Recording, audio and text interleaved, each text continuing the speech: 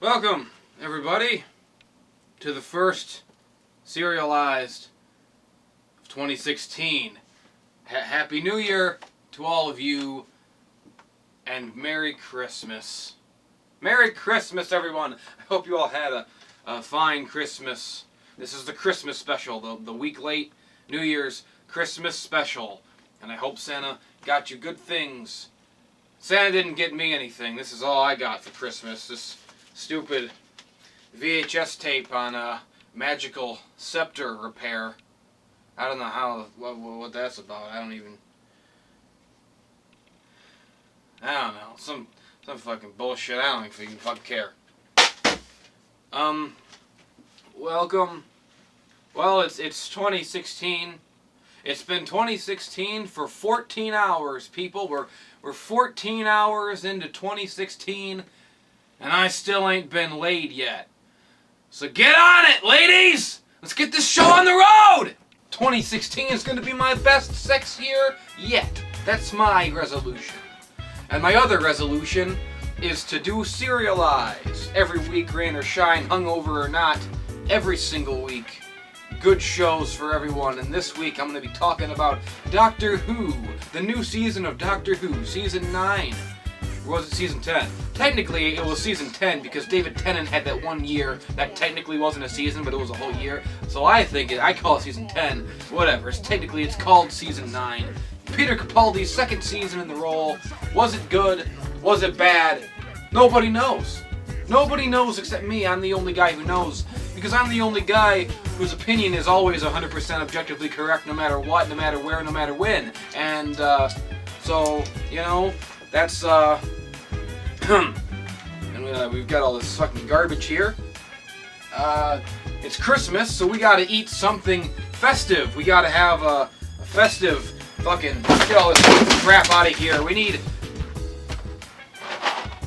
some festive Yuletide Christmas crunch. That's what we need to eat on today's episode of Cerealized, while we talk about Doctor Who, the most important show of all time, the greatest sci-fi English from England since Harry Potter, which was first invented in 1913,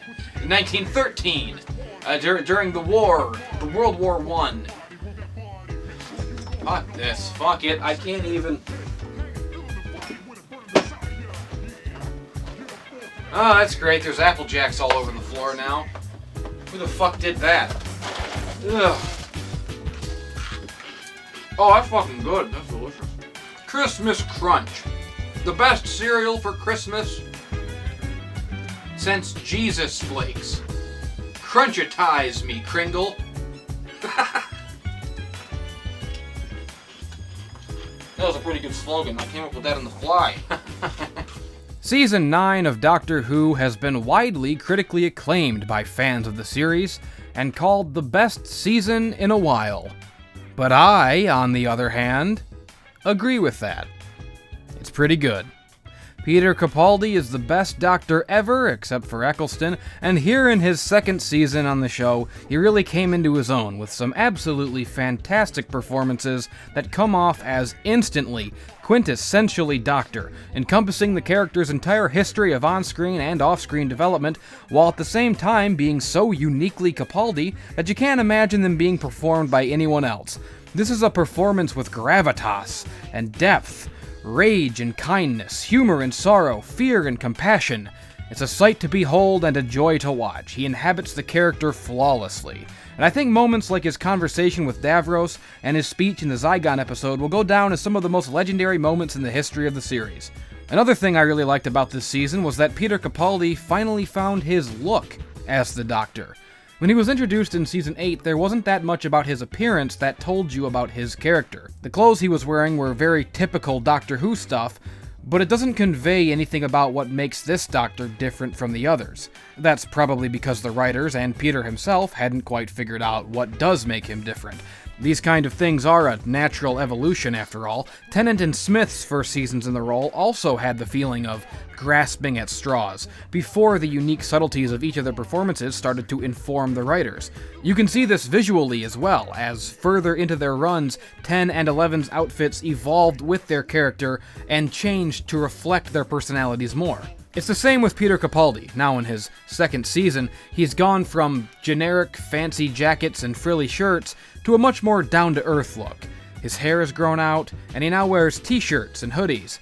It makes sense for the character because this is a doctor who's been given a new lease on life, who no longer feels the need to posture and dress up to impress people. It not only fits his character, but it also exemplifies it and conveys these things about his personality without him even needing to say anything. Besides that, I just think it looks great. Capaldi feels so comfortable in the role, it's like it was always meant to be, and on top of that, he's just so damn cool.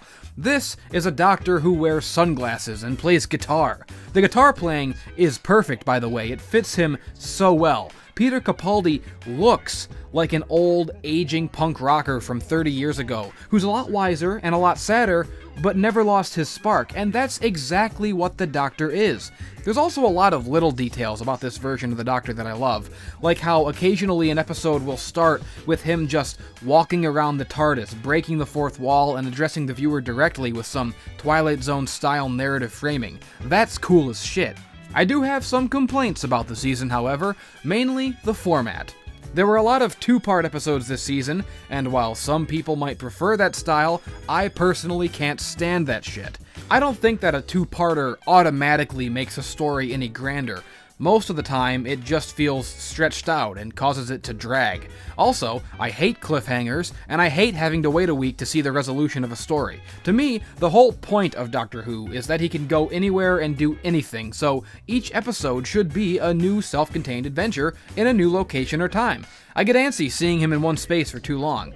The other complaint that I have is how the end of the season seems to go back on a lot of the things that I liked about the season. For example, when the sonic sunglasses were first introduced at the beginning of the season, I thought they were stupid, but they grew on me. Only to find out at the end that he's just going to go back to the sonic screwdriver. Well, that's stupid. I like the glasses now. Keep them. At least keep them for the rest of Capaldi's run. They suit him. It's his thing. Also, there's a line near the end where Clara says something about liking the Doctor's old coat, which makes me feel like he's going to abandon the lazy jacket and t-shirt look that I love and go back to more traditional fancy jackets, which I hate and I think is totally wrong for the character, as I've already explained. Of course, it would be wrong to talk about this season without mentioning the standout episode, Heaven Sent. Everyone who saw this episode seemed blown away by it, and I am no exception. It is, in my opinion, one of the best Doctor Who stories ever told, and you could easily make a case for it being the best. A flawless hour of television, and with no other characters but the Doctor, it succeeds by Capaldi's performance alone. He carries the entire thing by himself, and it's utterly captivating. The fact that the next episode it leads into couldn't have possibly lived up to it in no way affects Heaven Sent by itself. Taken on its own, it's a masterpiece. And even though this season had some stinkers, the good far outweighs the bad. It was awesome, and a full decade after being brought back, Doctor Who has proven that it not only still has legs, but can be better and fresher than ever.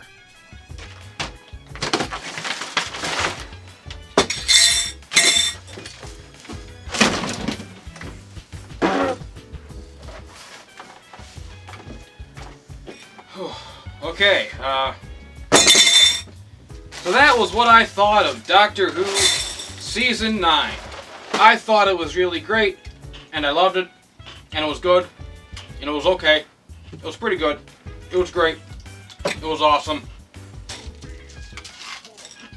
10 out of fucking 10. 10 out of 10, go get it. Everyone go get it. Oh, 10 out of 10, you goddamn motherfuckers! 10 out of 10! 10!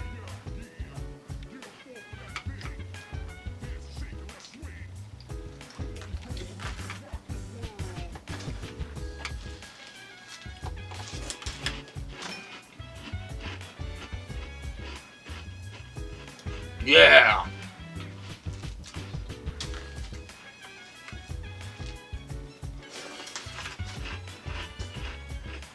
Yeah!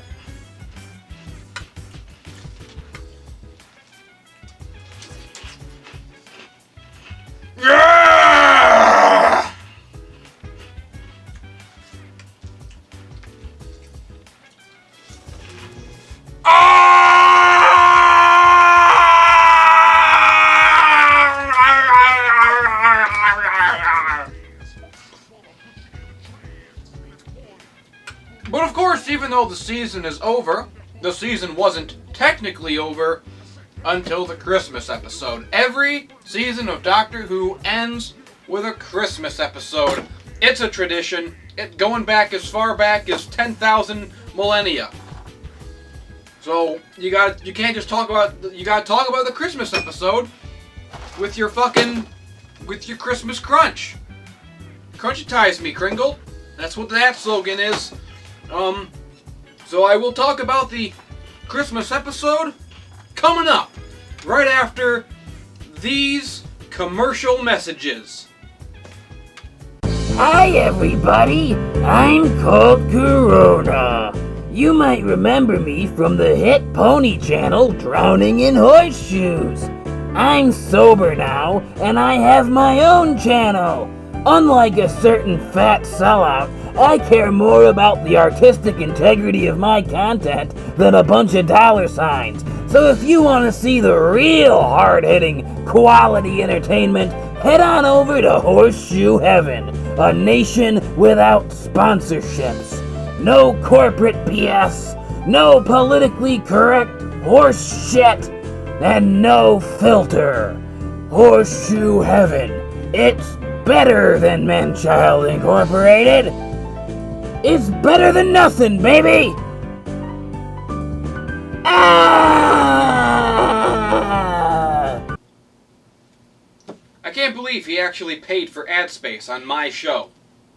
Fucking horse. So, the Christmas episode of Doctor Who this year was entitled The Husbands of River Song. Yes, that's right, River Song is back. Hopefully for the last time. As this episode ended, finally, the fucking goddamn. This episode ended, at long last, with the Doctor and River's final night together. It was prophesized in the original meeting with River Song. Their timelines were reversed. First time he met the woman, she died. And then he got to know her before she met him. It was a very confusing, wibbly-wobbly, timey-wimey, as the show so often likes to remind us. It's very confusing. It's just best not to think about it. But River's Song is the Doctor's wife. They love each other very much, or some shit.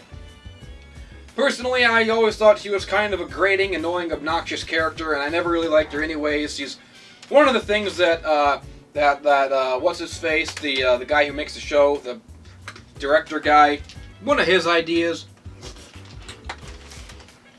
Stephen Moffat. When Stephen Moffat took over the show, River Song was one of his big ideas and his big brainchilds. One of the first things that he introduced to the series lore, to the series canon. And,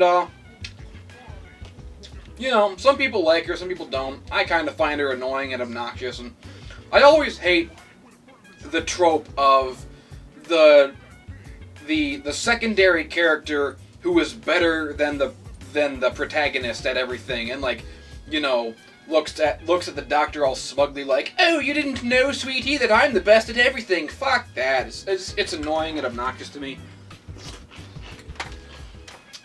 But in fairness to the character, she did have an arc, and it does sort of make sense if you watch it back and all that. Is there milk in my beard? Is there milk all over my face? Anyways, this was a River Song episode. It was a Christmas thing. And, the 13th Doctor meets River. And she doesn't recognize him because there's only supposed to be 12 Doctors.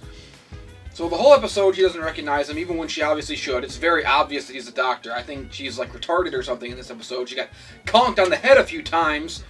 But, at the end of the episode, she finally realizes it's him, and, whatever. They go on a silly adventure together. It's all well and good. And then the end of the episode ends with their final night together, which was at these singing mountains of whatever the fuck they were called.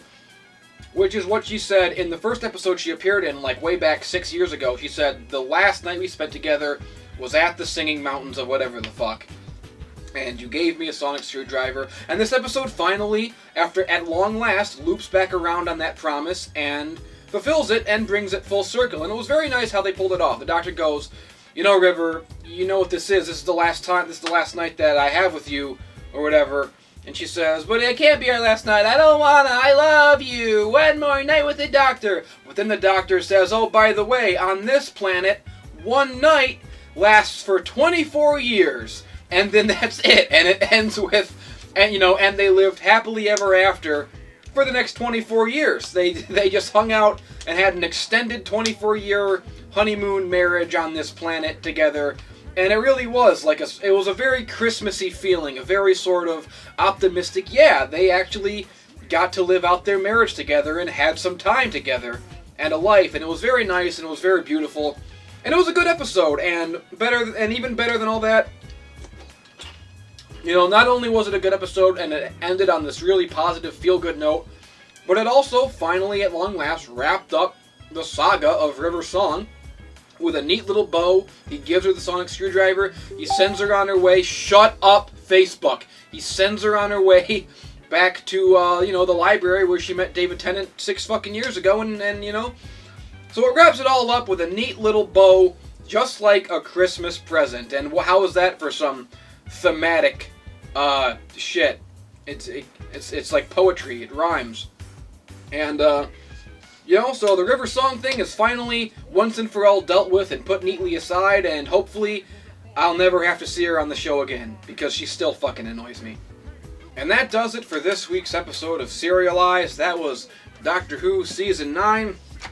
I am Mr. Manchild, the CEO of Manchild Incorporated, and if you like these videos and if you want to support this channel, please, for the love of God, support this channel. Go on and make a pledge to my Patreon to support wonderful videos like this. Please, for the love of God, support this channel on Patreon. Please, I'm blatantly e-begging, and I don't care. I can't keep living like this. Look at me. Look at this. 2016 has to be different. I have to make money. I have to get out of here. Please, for the love of God. Cerealized 2016. Patreon. Bitch! Money on my motherfucking mind. Cut 5 haircuts at the same time. White gold pants, jet ski, marijuana. Foie gras, bust the Albert Einstein. Get money. Money at my motherfucking